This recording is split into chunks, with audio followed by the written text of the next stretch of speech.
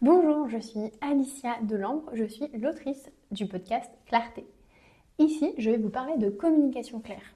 Ensemble, on va essayer de rendre votre communication plus fluide et plus facile à comprendre, que ce soit à l'écrit ou à l'oral. On va aussi simplifier votre manière de penser, clarifier vos idées et vos réflexions. Je n'ai pas de recette magique, mais je peux vous donner des pistes et des outils pour créer des messages clairs et accessibles à tous et toutes. Bref, on a plein de choses à dire, vous allez voir, la clarté, on en a besoin au quotidien. Si vous voulez me suivre, je vous invite à aller sur LinkedIn et à taper mon prénom et mon nom, c'est-à-dire Alicia Delambre. Je vous souhaite une très belle écoute. Vous pouvez répéter là ? Oh là là, je suis désolée, j'ai décroché. Franchement, si on pouvait faire plus simple, ce serait merveilleux. S'il y a un doute, il n'y a pas de doute.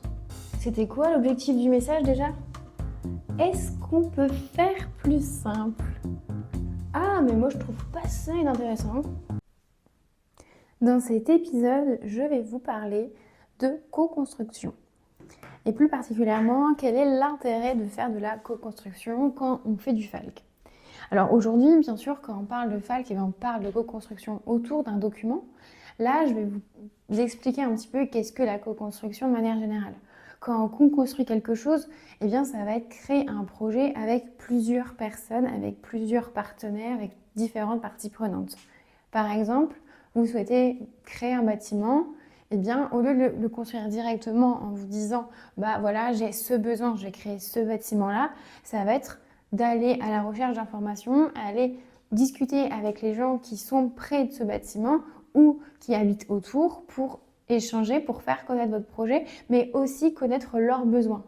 L'idée, c'est qu'ensemble, vous puissiez échanger et créer un bâtiment qui ne soit pas uniquement utile pour vous, mais utile à plusieurs personnes.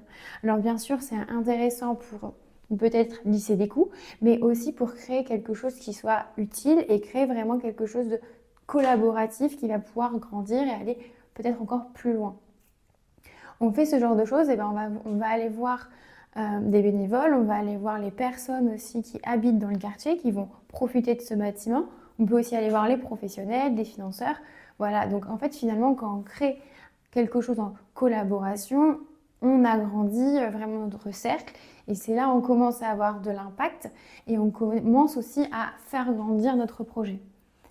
Quand on fait ça en FALC, eh bien, au lieu de créer notre document dans notre coin en se disant « je connais ce besoin-là », eh bien, on va plutôt aller vers les personnes qui en ont besoin en leur disant de quelle information vous avez besoin. Et moi, je vais l'écrire ou on va l'écrire ensemble. Et ensuite, je vais vous le donner, vous allez le relire et vous allez me dire si vous ne comprenez pas ou si vous comprenez et comment on pourrait l'améliorer. Ça, c'est une manière de faire. Tout ce que je veux vous dire, c'est qu'en fait, quand on fait du FALC, on ne peut pas créer un document dans son coin. C'est vraiment contre-productif parce que le FALC est basé sur la collaboration. C'est-à-dire que quand vous faites un document en FALC, vous ne pouvez pas créer un document sans une personne avec un handicap intellectuel. Ça fait partie des critères fondamentaux du FALC. Donc à partir du moment où vous voulez faire du FALC, vous devez rentrer dans cette collaboration, dans cette co-construction. C'est important parce que finalement, quand on crée quelque chose, on essaye toujours de se mettre à la place de la personne, mais on y arrive rarement et c'est très compliqué. Parce qu'on a plein de choses, plein de prismes, plein d'imaginaires qui sont difficiles c'est difficile en fait de tomber juste parce que la personne a son histoire, elle a son vécu, elle a ses connaissances. Donc on est toujours dans les hypothèses. Donc ce qui est le plus efficace, c'est d'aller sur le terrain, d'échanger avec la personne pour comprendre véritablement ce dont elle a besoin. Donc il y a plusieurs façons de le faire. Ça peut être au début du projet, donc ça va être « Ok, bonjour, moi j'aimerais bien faire ce document, j'ai identifié ce besoin, est-ce que c'est vrai, est-ce que vous en avez vraiment besoin ?» Ou « Aujourd'hui, j'ai remarqué que vous avez ce document dans les mains, qu'est-ce que vous en pensez? Est-ce que vous le comprenez? Non ?» Bon, après, ça peut être aussi observer ce qui se passe quand la personne a ce document dans les mains, comment elle interagit. Est-ce qu'elle le lit, est-ce qu'elle ne le lit pas? Est-ce qu'elle le met dans sa poche? Est-ce qu'elle le jette tout de suite? Et finalement, juste observer, des fois, on se rend compte de pas mal de choses parce que les personnes pensent agir d'une certaine manière. Elles vont peut-être vous dire que oui, le document, il est pas mal, c'est vrai. Mais dans la réalité, quand elles n'ont pas le temps, quand il y a du bruit, quand elles ont plein de choses en tête, et bien finalement ce document qui vous semble intéressant va finalement pas être lu parce que la personne sur le terrain, elle agit pas du tout de la même manière qu'elle vous a dit ou la même manière qu'elle va pu le dire ou écrire dans un sondage. Donc voilà, donc c'est toujours intéressant d'avoir cette partie un petit peu terrain, un peu enquête, un peu aussi échange avec les personnes pour vraiment bien identifier les besoins et les attentes. Une fois que vous avez récolté tout ça, et bien on va être dans une phase de création. Cette phase de création, vous pouvez la faire seule avec des partenaires ou toujours avec le public cible finalement.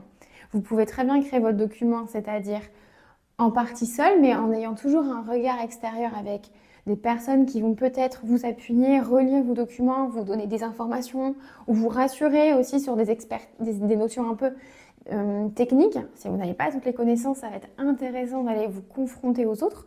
Donc là aussi, vous êtes toujours sur de la co-construction parce que finalement, si vous rédigez un document et vous n'avez pas toutes les connaissances, ça peut être intéressant d'aller voir un médecin, ça peut être intéressant d'aller voir une documentaliste, quelqu'un qui va être expert dans un domaine culturel, voilà, pour agrandir et peaufiner un petit peu votre manière de présenter les choses. Et bien sûr, d'aller voir votre public. Une fois que votre document il est avancé, qu'il a abouti, qu'il est terminé, eh bien, vous pouvez aller sur le terrain, rencontrer la personne ou les personnes concernées qui vont avoir besoin de ce document et voir avec elles comment ce document il leur sert. Donc ça va être des lectures, ça va être de la mise en situation, ça va être des retours, des échanges, beaucoup de questions. Pareil, cette manière d'interagir peut être faite de plein de manières différentes. Vous pouvez laisser la personne libre, c'est-à-dire découvrir le document seul, ça peut être en groupe, ça peut être sur le terrain, en situation réelle. Il y a plein de manières de faire pour vraiment tester le document sur différents aspects. Ces tests vont être vraiment intéressants pour voir si les besoins détectés au début de la démarche ont bien été respectés et bien identifiés. Alors finalement, ce processus, vous allez me dire « Oh là là, mais c'est super long !» Je suis d'accord avec vous, c'est quelque chose qui est très long, qui peut être prenant, surtout au début, parce que c'est long d'identifier les personnes intéressées pour mener à bien ce projet, et c'est aussi prenant de trouver les personnes, mais aussi pour les rassembler. Donc c'est quelque chose qui va certainement prendre du temps un petit peu au début à mettre en place, mais une fois que vous avez un rythme, vous avez la méthode, ça va être assez agréable à faire parce que finalement, vous allez acquérir des connaissances et un rythme de travail. Si vous voulez vraiment aller dans une démarche de co-construction, que ce soit dans du FALC ou dans d'autres domaines, moi je vais beaucoup vous parler de simplification, de clarté de l'information. C'est quelque chose qui va être certes peut-être impressionnant au début, mais c'est vraiment très efficace parce que ça va vous faire gagner à la fin beaucoup de temps. Si vous savez dès le début ce que vous devez faire, ce que vous devez créer, ça va vous éviter de créer des documents à plusieurs reprises parce que vous allez vous rendre compte qu'il manque de l'information, que c'est pas compris, que c'est pas lisible, que les personnes ne lisent pas. Alors que si vous prenez le temps dès le début d'identifier ce dont la personne a besoin, vous allez forcément créer ensemble quelque chose sur du long terme, mais le document, en fait, vous n'allez pas avoir besoin dans 2 mois de le refaire. Donc il faut vraiment voir cette démarche de co-construction comme un investissement, un moment de partage aussi avec des personnes pour créer ensemble un document utile, quelque chose de vraiment profitable et de fonctionnel sur du long terme. Donc voilà, je vous ai dit ce que je pouvais, tout ce qui me semblait intéressant sur la co-construction autour du FALC. Si vous souhaitez en savoir plus, moi je vous encourage vivement à télécharger la vidéo que j'ai créée qui s'appelle « Créer un document en FALC ». Je vais mettre le lien dans les commentaires du podcast, donc vous pouvez cliquer et télécharger la vidéo. C'est une vidéo qui dure une 20aine de minutes, donc ensemble on va voir toutes les grandes étapes du facile à lire et à comprendre.